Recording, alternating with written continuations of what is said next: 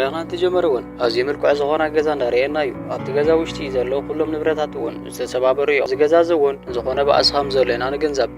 ኣብኡ እውን ታሪኽና ኣብቲ ገዛ ዘለዉ ናይ መሐመድ ሲማይ ዝኾነ ሬሳ እዩ የርእየና። እቲ ምርኢትና እውን ተቐይሩ ዝተወሰኑ መዓልትታት ድሕሪት ይመልሰና እሞ ካትሪን ዝተባህለት ሰበይቲ ቅድመ ታሪኽ የርእየና። ናይቲ ገዛ በዓል ቤት ምዃና እውን ንገንዘብ። ካትሪን ተዋሳኢት ናይ ምዃን ድሌት ከም ዘለዋና ክሳኸዓላ ከም ዘይከኣለ እያ ትዛረብ። ኣብዚ ገዛ እውን እትነብረሉ ሪቻርድ ምስ ዝበሃል ሰብኣያ እንትኸውን ሪቻርድ እውን ዝወፀሉ ንፉዕ ተዋሳኢ እዩ። ታሪኽና ኣብ እንዳ ሪቻርድ ገዛ ዝሰርሕ ተኽልተኛ ንምልከት። ስራሕ እውን ኣብቲ ገዛ ዘለዉ ተኽልታትን ናይቲ መሐመድ ሲማይን በብእዋኑ ምፅራይ ነይሩ። ሰብኣይ ካትሪን ሪቻርድ ብስራሕ ቢዚ እንትኸውን ግዜ እውን ኣብ ገዝኡ ብዙሕ ኣይሕልፍን እዩ። ሪቻርድ ናይ ሰበይቱ ተዋሳኢነት ድሌት ክሳኻዓ ስለ ዝደሊ ሪቻርድ እውን ዝተፈላለዩ ናይ ተዋሳኢነት ስራሕ እንዳረኸበላ ትሰርሕ ከም ዝነበረት በቲ እሱ ዝረኽበላ ሓጎስቲ ስለ ዘይኮነት ድማ እቲ ዝፀሓፈቶ እስክርቢት ንኻሊእ ፕሮዲሰር ትልእኽ ነይራ። ብቐፃሊ መዓልቲ እውን ካትሪን ወሓፍ ንምድፋእ ካብ ገዛ ብዝወፀትሉ ሰዓት እውን እቲ ኣትክልተኛ ከም ዘይመፀ ትግንዘብ። ብድሕሪ እውን ናብ ገዛ ተመሊሳ ኪድ ወላ እሞ እቲ ዝደወለ እውን እቲ ዝነበረ ሰራሕተኛ ጠጠው ከም ዘበለና ካሊእ ሰራሕተኛ እውን ከም ዝሰድላ ይነጊርዋ። ስልካ ምስ ወድአት እውን በሪ ኩሕኳሕ እሞ እቲ በር ምስ ከፈተት እውን ዝኾነ ሰብ ቤን ዝበሃል ከም ዝኾነና እቲ ዝነበረ ሰራሕተኛ ከም ዝተክአ እውን ይነግራ።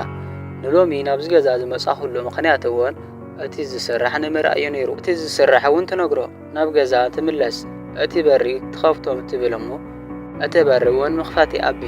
ቤን እውን እስቲ በሪ እንዳተኸራኸረት ምስ ረአያ በሪ ምኽፋት ይኽእል እየ ግን ምስ ከፈትኽዎ ፖሊስ ከይትፅውዕለ ይብላ። ንሳ እውን ተገሪማ ኣይፅውዕልካን ንስ እውን መርፍእ ነገር ተጠቒሙ ይኸፍተላ እሞ ንውሽጢ ተኣትው። እቲ ቅድሚ ሕዚ ዝነበራ ተኽልተኛ ትፈልጠሉ ብምባል እውን ተሓቶ ኣይፈልጠን ግን ብዝኾነ ምክንያት ቤት ማእሰርቲ ኣትዩ ይብላ። እዚ ምስ ነገራ እውን ንጉሆ መፂኡ ስርሑ ከም ዝጀምር ነጊርዋ ይኸይድ። ብድሕሪ እውን ሪቻርድ ስርሑ ወዲኡ ናብ ገዛ ይምለስ። በቲ ዝገብሮ ናይ ስራሕ ምንቅስቓስ እውን ምስ ሰበይቱ ግዜ ንኸይሕልፍ ገይርዎ እዩ። ምሸት እውን ድራር እንዳበልዑ ካትሪን ድማ ሓደ እስክርቢት ከም ዝፀሓፈትና ንኸንብበላ እውን ተሓቶ። ንስ እውን ድራሮም በሊዖም እቲ ዝፀሓፈቶ ምንባብ ይጅምር። ኣንቢቡ ከይወድአ ስልኪ ይድወሎ እሞ የቋርፆ። ድሕሪ ሰዓታት እውን ብቐፃሊ መዓልቲ እውን ካትሪን ስልኪ ደዊላ እቲ ንባብ ዘይወድአላ ብምኻኑን ከም ዝደበራን ትነግሮ። ስልካ ምስ ወድአት እውን ቤን ስርሑ ንምስራሕ ይመፅእ። ካትሪን ደቢርዋ ስለ ዝነበረ ናብ ገዛ ፀዊዓ ናይ ሎሚን ፅሟቕ ንክሰቲ እውን ተሓቶ። ንስ እውን ተሰማሚዑ እሺ ይብላ። እንዳሰተዩ ከለዉ እቲ ዝገበርካለይ ከመስግነካ እየ ፀዊዐካ ትብሎ። ንስ እውን እንታይ ገይረላ ክተመስገኒ ከም ዝደለየት ይሓታ። ንሳ እውን ትማሊ በሪ ስለ ዝኸፈትካለ እዩ ትብሎ። ቤን እውን እቲ ትማሊ ዝገበረላ ነገር ስተ ጌራ ክተመስግኖ ከም ዘይነበራ እውን ይነግራ። ንሳ እውን ዝኾነ ነገር ገይረ ከመስገነካ ስለ ዝሓሰብኩ እዩ እውን ትብሎ። ቀፃሊ እውን ቤን ደራፊ ከም ዝኾነ ይነግራ። ንሳ እውን ድረፈለይ ትብሎ እሞ ንስ እውን ምድራፍ ይጅምር። ደሪፉ ምስ ወድአ እውን ዝገረም ተብዎ ከም ዘለዎ ነጊራቶ ተኸይድ። ንስ እውን ናብ ስርሑ ይምለስ። ካትሪን እውን ኣብ ገዛኣ ኮይና እቲ ዝፀሓፈቶ ምንባብ ትጅምር። ቤን እውን ካብ ሽምጡ ንላዕሊ ጥራይ ዝባኑ ኮይኑ ይሰርሕ ስለ ዝነበረ ነቲ ዝረኣየት ካትሪን እውን ምምልካት ትጅምር። ብድሕሪ እውን ሓደ ነገር ንክሕግዛ ናብ ውሽጢ ትፀውዖ እሞ ንስ እውን ክሕግዛ ትደልዮ ኩሉ ይሕግዛ። ምስ ወድአት እውን ካትሪን እቲ ዝፀሓፈቶ እስክርቢት ኣንቢቡ ርእቶ ንክህባ ተሓቶ። ንስ እውን ኣንቢቡ ምስ ወድአ ፀቡቕ ዝኾነ ርእቶ ይህባ እሞ ንሳ እውን ደስ ኢልዋ ሓደ ነገር ክኾነካ ኢላ ገንዘብ ትህቦ። ንስ እውን በቲ ዝሃበቶ ደርቢዎ ካብቲ ገዛ ይወፅእ እሞ ንሳ እውን ስዒባ ገንዘብ ብምሃባ ተቐይምዋ እንታ ኮይኑ ኢላ እውን ትወፅእ። ንሳ ንእሽተን ነገር ሰሪሑላ ክትኸፍሎ ብምሕሳባና ዝተነዓቐ ከም ዝመሰለ እውን ይነግራ። ድሕሪ ሰዓታት እውን ሪቻርድ ካብ ስራሕ ምስ ተመልሰ ካትሪን ድማ ሰውነቱ እንዳለኸየት ኣብ ዓራት ክርቅሱ ብምግባር እውን ትጅምር። ንሱ ግን ከምዘይጥዕሞና ምሸት እውን ናይ ድሃር ዕድም ስለ ዘለና ንኽትዘጋጀው ነጊርዋ ይኸድ። ልዕሊኣ እቲ ዕድም ስለ ዘቐደመ ዋላ እኳ እንተኾረየት እሺ ብምባል እውን ተታሒዞም ይኸዱ። ኣብኡ ምስ በፅሑ እውን ሕጉስቲ ስለ ዘይነበረት እቶም ሰባት እውን ክትረዳዳ ኣይከኣለትን። ንገዛኣ ምስ ተመለሰት እውን ብኻልእ መዓልቲ እውን ኣብቲ ጥቓ ገዛ ዘሎ ንብዙሕ ዓመታት ሰብ ስለ ዘይነበሮ ካብቲ ገዛ እውን ዝርብሽ ናይ ሙዚቃ ድምፂ ትሰምዕ።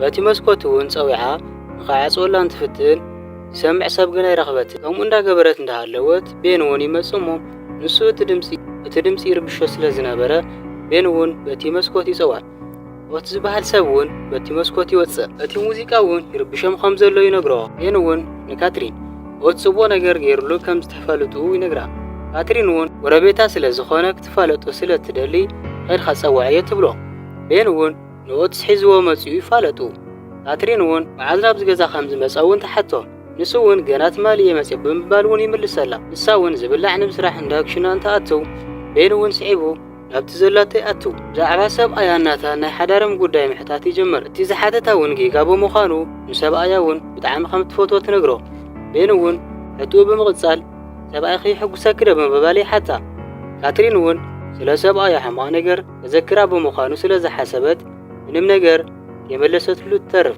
ወትስ እውን ቤኑ ስለ ዝነበረ ናብኦም ይኸየድ ቤን እውን ሙዚቃ ከፊቱ ምስኡ ክትድንስ ይገብር ወትስ ድማ ካትሪን ከመይ ኢላ ምስተራ ሰራሕተኛ ትድንስ ብምባል ይግረም ቤንና ካትሪን እውን ተቐራሪቦም ምሰዓም ይጀምሩ ይሪኦም ስለ ዝነበረ ይሓፍር ተሳዒሞም ምስ ወደኡ እውን ይሓፍር እሞ ካብኡ ትርሐ ቤን እውን ናብኡ ሲኸይር እሞ ዝኾነ ነገር ይረኦ ካብቲ ገዛ ይወፅእ ቤን እውን ምስ ካትሪን ተመሊሱ ምድናስ ይጀምር ካትሪን እውን እቲ መስተ ክትሰክር ከም ዝገበራ ካብዚ ንላዕሊ እንተሰትያ እውን ንሰብኣያ ኤርፖርት ኸይዳ ክትቐበሎ ከምዘይትኽእል እያ ትዛረብ ከምዘይትኽእል